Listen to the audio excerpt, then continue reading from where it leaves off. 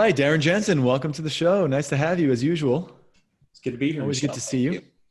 Yeah. So let's dive right into it. We're obviously in a very interesting time in history in general, but also very fantastic time of opportunity and maybe even a little bit of threat, for our industry.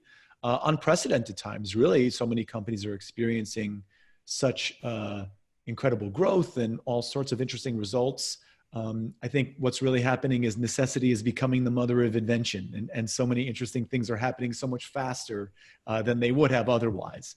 So what's your perspective on that? How do you look at the industry and how we are developing, and where do you see things going over the next 6 months, year or two? Well, when I look out on the industry, I think the next, let's say 6 months, even up to 2 years, I think is going to be a period that I would define as probably normalization. And really how quickly we normalize will depend on really the status of COVID-19. If it continues to be very problematic and continue to enforce social distancing broader throughout the entire world, I think the acceleration that we have into digital, into cyber, it will have a more permanent effect on the way that we do business. So in this normalization period, and looking at it from a corporate perspective, I think you're going to be adapting to a work from home environment. I know with my company, we have been in a work from home environment since mid-November, since mid-March, and I haven't been in the office since mid-March. And I've set the expectation with them that we're not even considering coming back until about the beginning of 2021. And that's all up in the air right now. So I think from a corporate aspect, we're trying to adapt. I think both our employees and our distributors in this normalization process are having to cope with being parent, teacher, independent contractor, or employee. And I think as long as schools are out in many areas of the country and the world, I think it will be more difficult for employees until they reach that new normal, that new cadence that they might have. I think we're going to continue adapting our business, determining, providing shareables, determining the cadence of our events and what format those are going to be. I also see a continued volatility in the type of distributor or the type of customers and the customer mix that's joining the company. I know over the last few months, as we've been monitoring that mix within my own company, typically we're bringing in anywhere from a 5-to-1 to 10-to-1 ratio of customers to distributors in any given month. And we're seeing much more volatility in that mix.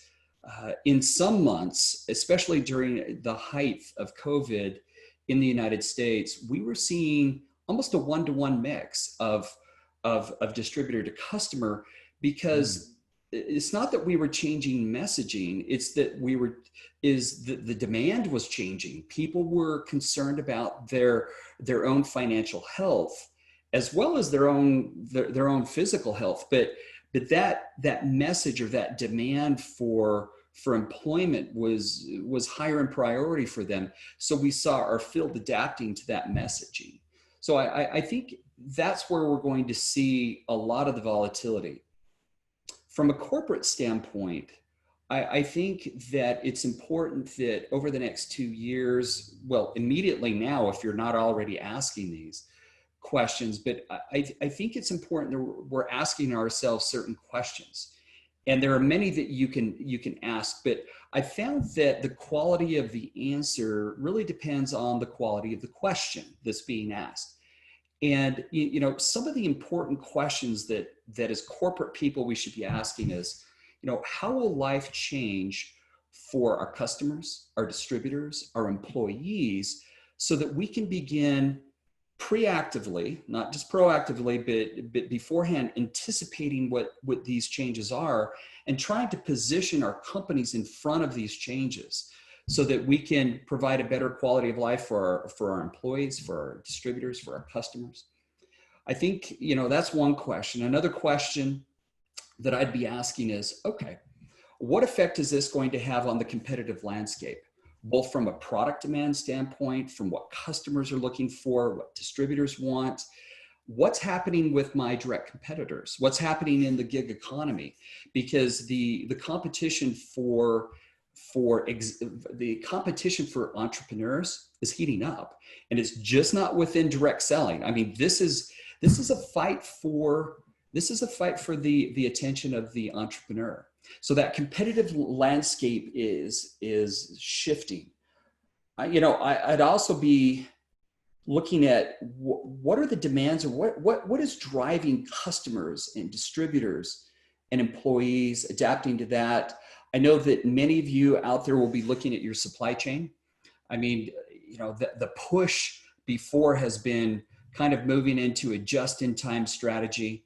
I know that as a publicly held company that we're always getting pressure to reduce the amount that we have in our supply chain to free up cash. And, it turns out that strategy was not so great for many companies in this COVID environment. So I think supply chain issues will be being resolved.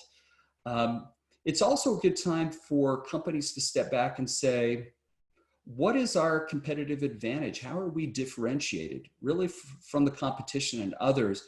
But not just asking that question in a very broad manner, but actually looking at it very deeply and honestly about how you compete in today's environment.